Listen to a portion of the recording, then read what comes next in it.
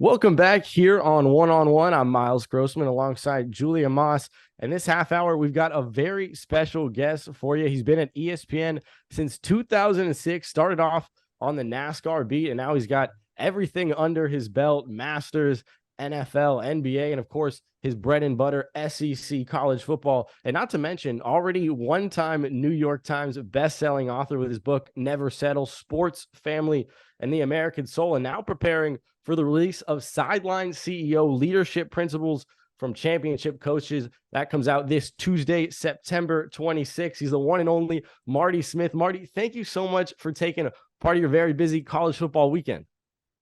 Miles, I need you to be my hype man, bro. Yeah. I need to put you on retainer. I appreciate you both so much for taking the time to offer me the platform to fellowship a little bit. I appreciate it. Yes, it is a very busy college football weekend, but a great one. My goodness, there are so many good games across the entire country, and I'm at one of them. I'm at Texas A&M right now as they prepare to host Auburn tomorrow morning here at Kyle Field in College Station. Looking forward to that one. And, before we get into some college football talk, I want to give you the opportunity to speak about your book. And, you really spoke to some of the best and the best: Nick Saban, Doc Rivers, and so many more. What have been really the themes that stood out to you? Any commonalities between the mindset of these elite coaches?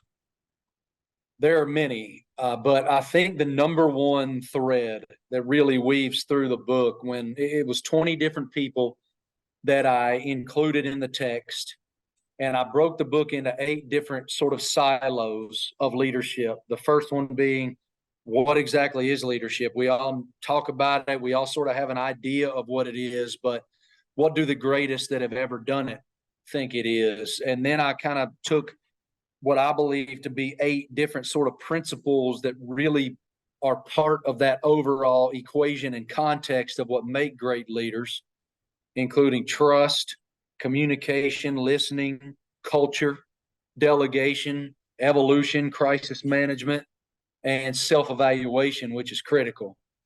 But I think the number one sort of through line definition is, can you bring people with you? Leadership is not power. Leadership is influence. And if you have the ability to earn trust and to listen and to evaluate and evolve, then you have the opportunity to lead other people. And a major part of that, Miles, is you're bringing them with you when they don't believe they're capable of doing it themselves.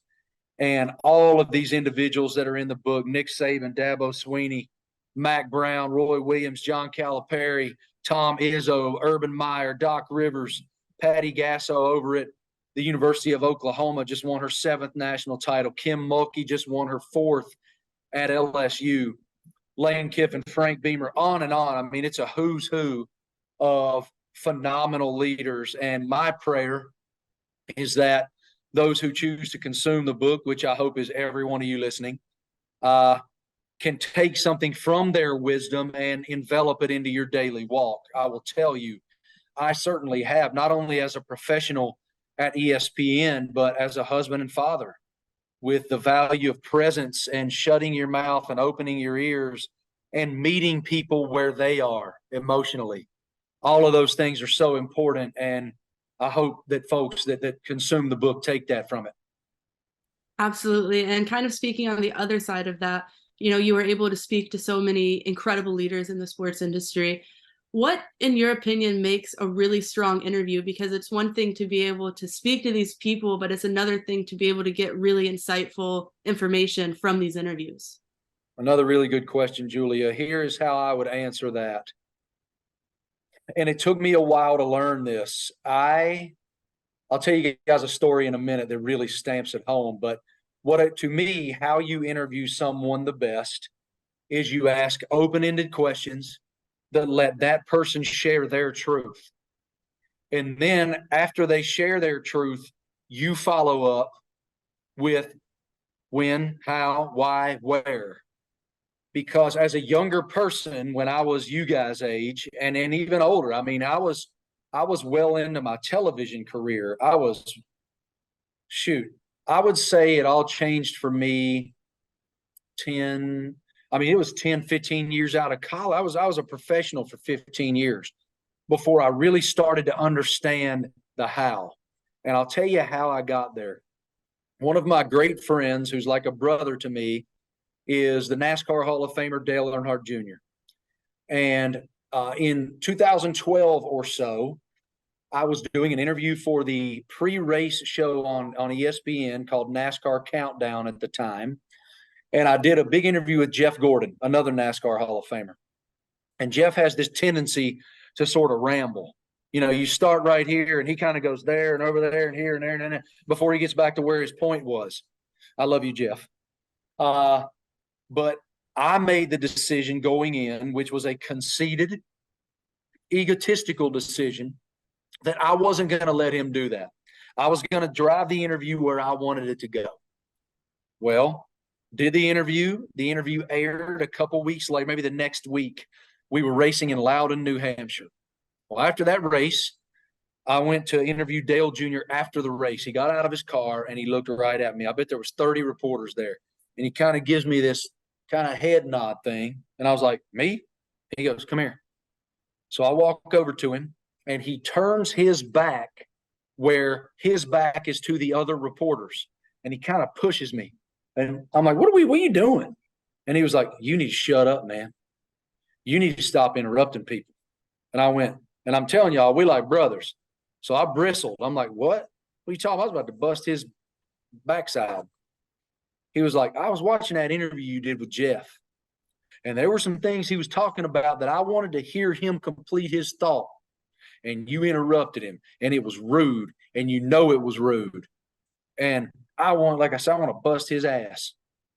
And ultimately, the reason I was upset with him was because I knew he was right.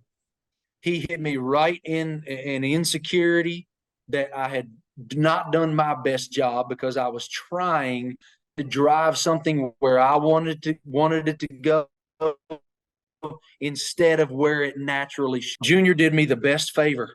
I mean, that's a real friend who has the guts to address someone that way. So thank you to Dale. And that would be my answer. It is let them share your truth. And then you can drive the interview where you think it should go. Like if you think somebody's giving you a BS answer, you can let them finish and then go, well, here's sort of what the facts are saying kind of thing, right? But that's a really good question. Appreciate it. An incredible story as well. One more question before we move over to college football. You know, when people finish this book, you know, a very general question, what do you hope the main message they leave with is once they finish your book? There are many, but I think that the number one through line is that great leaders who are self-aware, who honestly self-evaluate, and who care about others enough to earn their trust with time, and that's trust of action and trust of words, can change lives. Because I've had great leaders in my life that believed in me when I didn't believe in myself.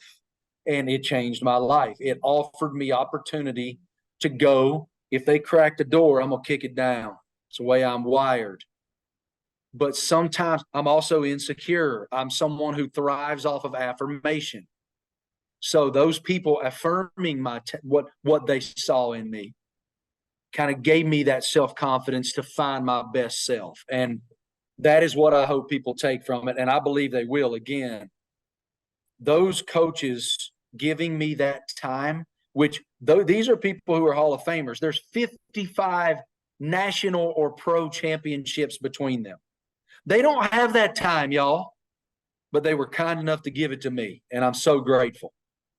Really looking forward to that one. That comes out this Tuesday, September 26th. Once again, Sideline CEO, Leadership Principles from Championship Coaches by Marty Smith. But before we let you go, we do want to hassle you for a little college football talk. We know you're down in College Station right now. As you said, Texas A&M and Auburn, and two squads not really battle tested so far early in the year. We know Auburn going out west facing Cal, but that's really no SEC ball. There's a lot to prove, I'd say, in tomorrow's matchup. What are you looking out for ahead of that noon kickoff, noon Eastern?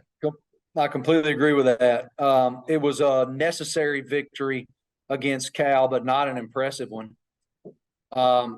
I think if you look at where this is a barometer game for these two programs, because right now Coach Freeze, the man wins. It's what he does. He's done it everywhere he's been. But right now, he just doesn't have the horses yet.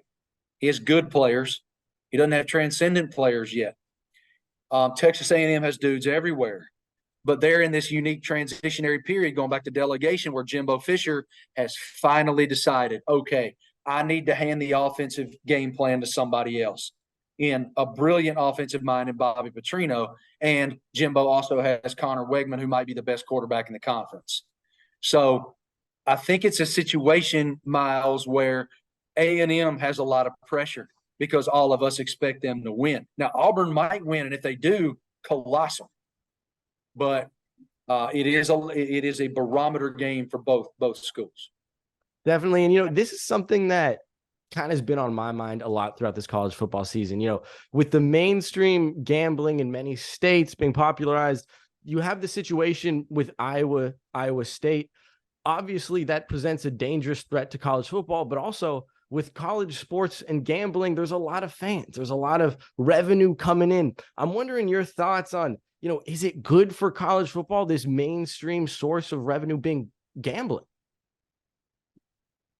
What I think about it, I don't know if it matters because it's here. And I don't think it's going anywhere. You look at companies like ESPN who have invested in the promotion of spreads, the promotion of, gambling programming. And so it has become normal when it used to be so taboo. I'm a lot older than you guys. Y'all could be my kids. But there was a time, man, when you didn't talk about it. And now it's in so much of our programming, and not just us, all sports programming. And so I think it's important that the programs educate the players on what it is and how it can impact your life and what can happen. Because you look at Phil Mickelson right now. Phil just came out and had quite a dynamic statement about his gambling past and how it affected him. And so I do think that education is very important for these young people. Absolutely. And we just have two more questions, a little bit of a rapid fire style. We saw in 2021, Cincinnati gets to the college football playoffs, they get that 4 seed. I'm wondering, in your opinion, this year or in the near future, is there a team that you have on your radar that could be the next Cincinnati that's outside of the Power 5 that can make their way to the college football playoffs? A G5 program that can make it to the playoff? No.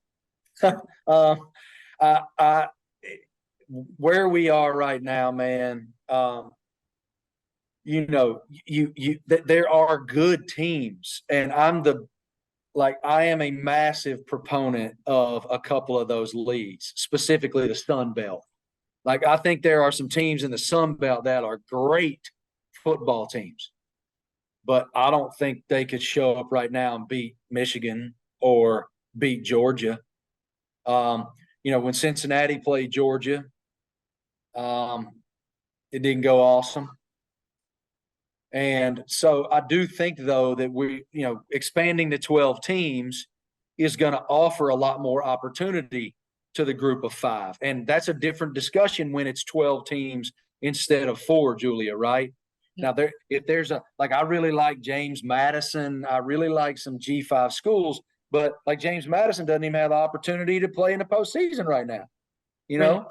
And so I think there are some in the future that might be in that conversation, but I don't think it's this year. One more question for you, Marty, and this might be a little bit of an abstract question, but I will say I am from Memphis, so University of Memphis football is big for me, and they're one of the teams that are they got a huge game this weekend, girl. Exactly. One of those undefeated matchups against Mizzou. I was wondering, from your perspective, being so knowledgeable about college football, let's say Memphis wins this game. How big of a win would this be? Because I feel like in my head, if they were to win this game, I'm just like, all right, they're winning the championship. But I feel like I need I need to be more realistic about it. So I want to hear your opinion on this. Yeah, they're not sneaking up on anybody, first of all. That has been a quality program. Now, a bit inconsistent, but it's been a quality program under Fuente. They've had a series of coaches go to Power 5 from that school. You know what I mean? So I really like that program. They've done a great job of building it. This is an important game for them, but it's equally as important to Coach Drink up there in Como, because I don't think the whole world expected them to beat Kansas State. So now they have this momentum. They're 3-0. They went on a 61-yard field goal bomb. And so I think there's more pressure on Mizzou. But I think it's going to be I'm expecting a great football game. And there's some injury. There's some guys banged up at the quarterback position for Mizzou too. Luther Burden will be the best player on the field, the wide receiver for Missouri. And oftentimes that'll decide it in a game like this. But I would take Mizzou, but by less than maybe a field goal, maybe. I hear that. Once again, thank you so much, Marty Smith. Sideline CEO, leadership principles from championship coaches this Tuesday, September 26th. Thank you so much. We'll take a quick break. When we come back, more one-on-one.